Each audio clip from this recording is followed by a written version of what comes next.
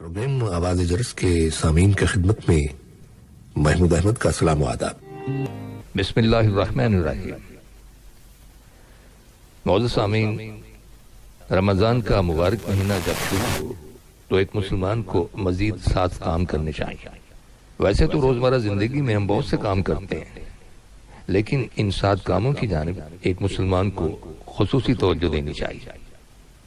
جو شخص روزہ رکھتا ہے اور پھر قیام کرتا ہے تو وہ اس نیت سے روزہ رکھتا ہے کہ یہ عبادت ہے اور اللہ نے یہ مجھ پر فرض کیا ہے، اور وہ اللہ سبحانہ تعالیٰ سے اجر کی امید سے یہ کام کرتا ہے، خواہ وہ روزہ رکھے یا قیام کرے، اور اسے یہ امید رکھنی چاہیے کہ اللہ سبحانہ تعالیٰ اس کے گزشتہ تمام گناہوں کو معاف کر دے گا۔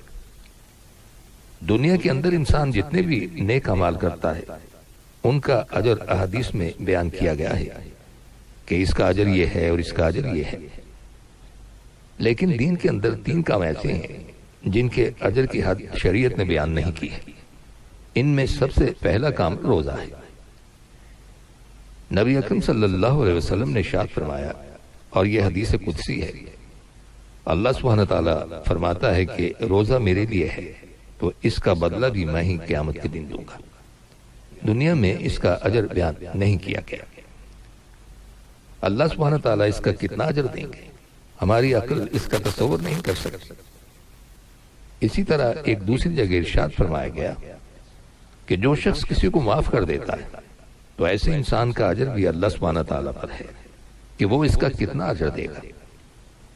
اللہ سبحانہ تعالیٰ اپنی عظمت اور شان کے مطابق اجر عطا فرماتا ہے۔ اس بات کو سمجھانے کے لیے ایک مثال پیش خدمت ہے۔ ویسے مثال اللہ سبحانہ تعالیٰ کے لیے ممکن نہیں ہے۔ ارشاد ہے کہ اللہ کے لیے کوئی مثال بیان نہ کرو، لیکن انسان کی خواہش ہوتی ہے کہ بات اس کی سمجھ میں آ جائے۔ ایک دفعہ حاتم طائی کے پاس ایک شخص کھانا لینے کے لیے آیا۔ حاتم طائی نے اسے چاول یا گیہوں کی 10 بوریاں دے دیں، تو وہ شخص کہنے لگا، آپ نے 10 بوریاں دے دیں، مجھے تو ایک وقت کا کھانا چاہیے تھا۔ تو حاتم طائی کہنے لگا، تو نے اپنی ضرورت کے مطابق مانگا اور میں نے اپنی استطاعت کے مطابق دے دیا۔ اب ذرا سوچئے کہ اللہ سبحانہ تعالیٰ جو قادر مطلق ہے، جو ہمارا خالق اور پروردگار ہے، جو سارے جہانوں کا مالک ہے، اگر وہ اپنی شان، رحمت اور عظمت کے مطابق دے گا تو وہ کتنا ہوگا۔ تو جو شخص معاف کرتا ہے، اصلاح کا کام کرتا ہے، تو اس کا اجر بھی انلیمیٹڈ یعنی لامحدود ہے۔ اسلام کے ظہور کے ابتدائی دنوں میں عرب کے لوگ نبی اکرم صلی اللہ علیہ وسلم کی تعلیمات کی کوئی پرواہ نہیں کرتے تھے، یہاں تک کہ انہوں نے آپ کو مجنون تک کہا۔ استغفر اللہ۔ قرآن حکیم میں اللہ سبحانہ تعالیٰ نبی اکرم صلی اللہ علیہ وسلم سے خطاب ہوئے فرماتا ہے، میرے محبوب، جب میں کہہ رہا ہوں کہ آپ دیوانے نہیں ہیں، ساری دنیا کہے تو پریشانی کیا ہے؟ دنیا میں آپ جیسا اخلاق تو کسی کے پاس نہیں ہے، آپ تو خلق عظیم پر فائز ہیں۔ لوگوں کے طعنے سننا، لوگوں کے مذاق برداشت کرنا، لوگوں کی جانب سے دی جانے والی تکلیفوں کو برداشت کرنا، اس کا بے شمار اجر ہے۔ تو روزہ رکھنا، معاف کرنا اور لوگوں کی جانب سے دی جانے والی تکلیفوں کو برداشت کرنا اور صبر کرنا، یہ اتنا بڑا عمل ہے کہ اس کے اجر کا اندازہ اس دنیا میں لگانا ممکن نہیں ہے۔ اس کا اجر اللہ سبحانہ تعالیٰ ہی دے گا، اور کتنا دے گا، جو اس کی شان بے نیازی اور عظمت کے لائق ہے۔ تو رمضان میں سب سے پہلا کام روزہ رکھنا اور پھر قیام کرنا ہے۔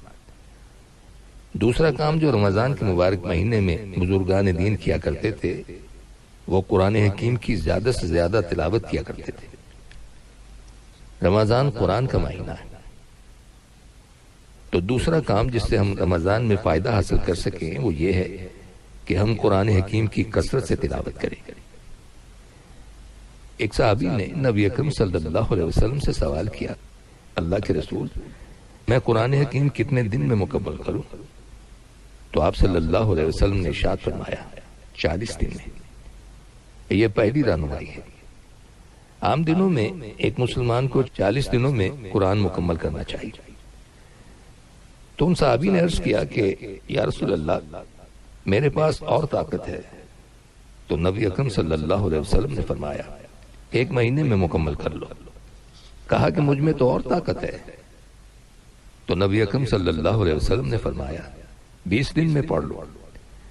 تو صحابی کہنے لگے یا نبی مجھ میں تو اور طاقت ہے، تو نبی اکرم صلی اللہ علیہ وسلم نے فرمایا 15 دن میں پڑھ لو۔ 6ٹی مرتبہ پھر پوچھا تو آپ صلی اللہ علیہ وسلم نے کہا 10 دن میں مکمل کر لو۔ 7ویں مرتبہ پھر پوچھا کہ اللہ سبحانہ تعالیٰ نے مجھے اور طاقت دی ہے، تو آپ صلی اللہ علیہ وسلم نے ارشاد فرمایا آپ 7 دنوں میں پڑھ لو۔ پھر سوال کیا کہ اللہ نے مجھے اور طاقت دی ہے، میں اور پڑھنا چاہتا ہوں، تو نبی اکرم صلی اللہ علیہ وسلم نے فرمایا 3 دن میں پڑھ لو۔ اس کے ساتھ ہی آپ صلی اللہ علیہ وسلم نے فرمایا جو شخص 3 دن سے کم عرصے میں قرآن حکیم مکمل کرتا ہے وہ پڑھ تو لیتا ہے لیکن سمجھتا نہیں ہے۔ عرب میں پرانے وقتوں کے لوگ 3 دن سے کم مدت میں بھی قرآن حکیم پڑھ لیا کرتے تھے۔ وہ اہل زبان تھے، وہ سمجھتے تھے اور پڑھ لیتے تھے۔ حضرت امام بخاری رحمۃ اللہ علیہ کو دیکھیے، حضرت عثمان رضی اللہ تعالیٰ عنہ کو دیکھیے، وہ ایک قرات میں قرآن حکیم پڑھ لیتے تھے۔ قرآن حکیم پڑھنے کا اجر الگ ہے، اور قرآن حکیم کو سمجھنا یہ اس میں اور اجر کا اضافہ ہے، اور اس پر عمل کرنا یہ اصل مقصود ہے، اور اس کو آگے پہنچانا یہ اصل ذمہ داری کی ادائیگی ہے۔ اور تیسرا کام رمضان میں حلال چیزوں سے پرہیز کی جاتی ہے صبح سے لے کر شام تک۔ اپنی زبان کو غیبت سے بچانا، فحش گوئی سے بچانا، ہر غلط بات سے بچانا، یہ روزے کا اصل مقصد ہے۔ حضرت ابو ہریرہ رضی اللہ تعالیٰ عنہ سے روایت ہے کہ نبی اکرم صلی اللہ علیہ وسلم نے ارشاد فرمایا جو شخص رمضان میں جھوٹ بولنا ترک نہیں کرتا، جاہلانہ اعمال کو نہیں چھوڑتا، تو اللہ کو کوئی ضرورت نہیں ہے کہ یہ بھوکا رہے یا پیاسا رہے۔ حلال چیز سامنے پڑی ہو، کوئی بڑے سے بڑا انعام رکھ دے، لیکن روزے دار اس کے قریب نہیں جاتا، اس لیے کہ روزہ رکھا ہوا ہے۔ تو جو حرام چیز ہے یعنی جھوٹ بولنا، غیبت کرنا، کسی کی برائی بیان کرنا، تو روزے کی حفاظت کرنے کے لیے انسان کو اپنی زبان کی حفاظت کرنی چاہیے۔ اور روزے دار اگر 5 نمازیں وقت پر پڑھتا ہے، قرآن حکیم کی تلاوت کرتا ہے، تو وہ اگر سویا ہوا بھی ہے تو اللہ سبحانہ تعالیٰ اسے عبادت کا ہی ثواب دیتے ہیں، لیکن شرط یہ ہے کہ وہ کسی کی غیبت نہ کرے، کسی کی برائی بیان نہ کرے۔ قرآن حکیم میں ارشاد باری تعالیٰ ہے جس کا ترجمہ ہے بے شک نماز مومنوں پر وقت کی پابندی کے ساتھ فرض کی گئی ہے، یعنی اس کے فرض ہونے میں، اس کے اہم ہونے میں کسی شک و شبے کی گنجائش نہیں ہے۔ قرآن حکیم میں بار بار ارشاد ہوا ہے وَأَقِیمُوا الصَّلَاةَ وَآتُوا الزَّکَاةَ، یعنی نماز قائم کرو اور زکوٰۃ ادا کرو۔ اگر ہم قرآن حکیم کے احکامات پر غور کریں تو واضح ہو جاتا ہے کہ شاید ہی نماز سے زیادہ کسی اور چیز کے بارے میں اتنا تاکیدی حکم دیا گیا ہے۔ اصل میں نماز ہمارے روزمرہ ہونے والے گناہوں کے کفارے کا بھی ذریعہ ہے۔ حقیقت یہ ہے کہ ہم سب انسان کسی نہ کسی طرح غلطی کر بیٹھتے ہیں، کوئی نہ کوئی گناہ ہم سے سرزد ہو جاتا ہے، لیکن جب ہم نماز ادا کرتے ہیں تو ساتھ ساتھ ہمارے گناہوں کی صفائی ہوتی چلی جاتی ہے۔ حضرت ابو ہریرہ رضی اللہ تعالیٰ عنہ کہتے ہیں کہ نبی اکرم صلی اللہ علیہ وسلم نے ارشاد فرمایا تمہارا کیا خیال ہے کہ اگر تم میں سے کسی کے دروازے پر نہر بہتی ہو اور وہ اس نہر میں ہر روز 5 مرتبہ نہائے تو کیا اس کے بدن پر کوئی میل کچیل باقی رہے گا؟ صحابہ اکرام نے عرض کیا نہیں، کسی قسم کا کوئی میل کچیل باقی نہیں رہے گا۔ تو آپ صلی اللہ علیہ وسلم نے ارشاد فرمایا یہی ان 5 نمازوں کی مثال ہے۔